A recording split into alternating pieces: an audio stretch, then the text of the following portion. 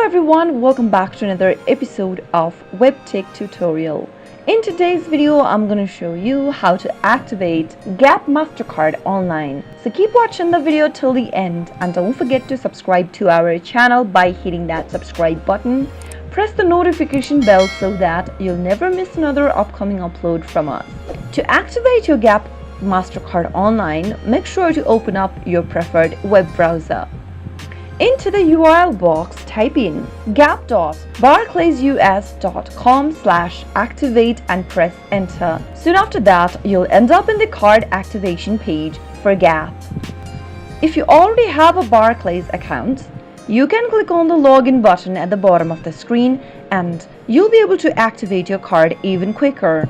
If you want to activate your card without your Barclays account, go ahead and enter your card number available either in the front or the back of your MasterCard and then enter your security code, which should be available at the back of your card, which is 3 digits long. Enter the last 4 digits of your social security number.